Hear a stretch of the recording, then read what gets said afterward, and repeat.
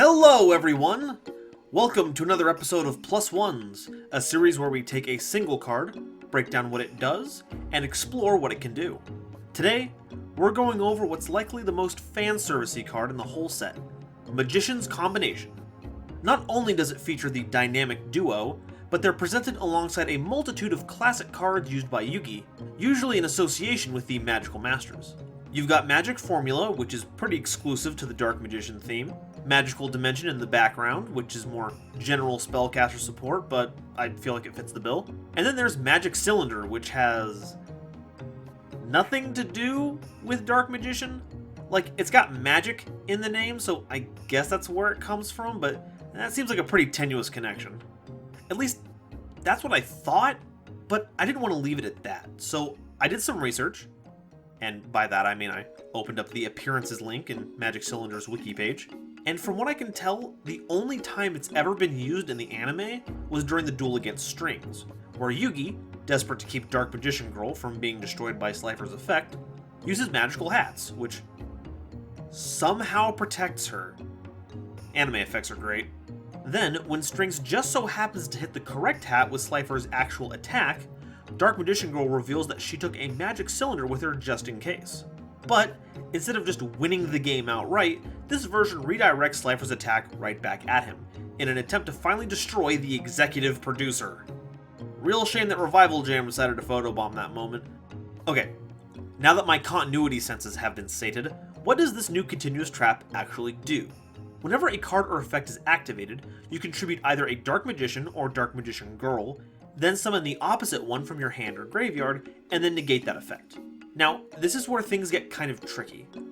I'm glad that Dark Magician Girl has been included in all of the support for this set, but I've been avoiding factoring her into the card reviews thus far because, and I can't emphasize this enough, the orange of her card border is a mass hallucination, she's just a normal monster, and the deck runs just fine without her.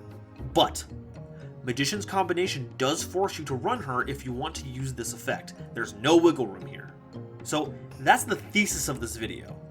Is it worth it to run Dark Magician Girl to gain access to Magician's Combination? So to start, I think it's useful to really frame what it is that we're getting out of Combination. To date, Dark Magician doesn't have any way in theme to just negate activated card effects. Hey, I told you! We'll get to you later! The big decks right now are focused more on being interactive during your opponent's turn rather than just outright negating effects. But that doesn't mean that it's not important. And up until now, Dark Magician didn't really have a way to keep opponents off their game plans in effective manners, usually resulting in matchups where your opponents got to play out their entire deck with little to no interruption. That's an important aspect of any deck trying to compete with those that have a much higher power ceiling. If they're stronger at their best than you are at yours, you have to do everything in your power to keep them at their worst. Now, we have a way of doing that, using an effect that's repeatable and searchable. It's also worth noting that one of the deck's biggest weaknesses, a Vengeful Eternal Soul, can be negated with this effect, as it doesn't care who's activating said effect. As for the Dark Magician Girl requirement, I think one in the deck should suffice. Using Magician Souls, you can send her directly to the graveyard to make Combination live, and while it's still a Garnet, it does do its job of boosting the power of other cards. An extra Dark Magician Girl in the deck means one more card that makes Dark Magic Secrets live, as well as unlocking the Dark Magician's floating effect. And, sneak peek, it does make the draw effect of Faithful Servant that much more powerful. My issue is that, by using Magician's Soul to bin Dark Magician Girl, you're using it to send her, and not Dark Magician. Technically, if you already have a Dark Magician in your grave, you can just summon him even if you bin her.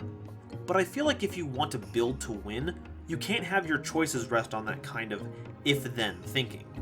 And if I didn't make it abundantly clear last video, it's really important for you to have consistent access to Dark Magician for the deck to work, which Souls is meant to contribute to. A way to mitigate this could be to play Sage's Stone and Bond between teacher and student, both having pretty much the same effect. Sage's Stone summons a Dark Magician from your hand or deck if you control a Dark Magician Girl, and Bonds summons Dark Magician Girl from hand, deck, or graveyard if you have a Dark Magician, with the added bonus of getting to set any of the duo's signature spells from the deck to the field.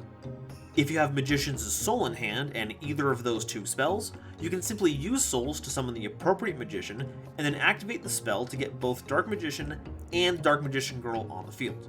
My problem with that, however, is that it's answering the first issue, which is having a very specific setup to counteract inherent drawbacks, with more specific setups to counteract inherent drawbacks. Of course, keep in mind that if your goal is to prioritize flavor, then I think that play sequence is absolutely nutty, and you'll have an awesome time pulling it off when it comes up. An important part of deck building is figuring out what it is that you want out of it, and if your goal is to be as anime as you can, then I say go for it.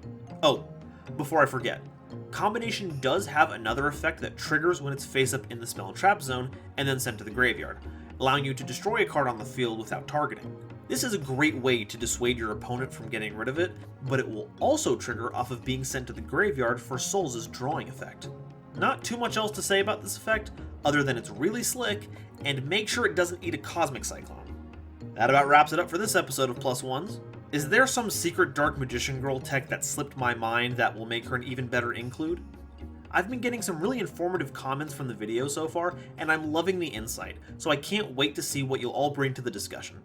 Make sure to subscribe for more coverage of the Magical Hero set, and I'll see you all next time. Bye-bye!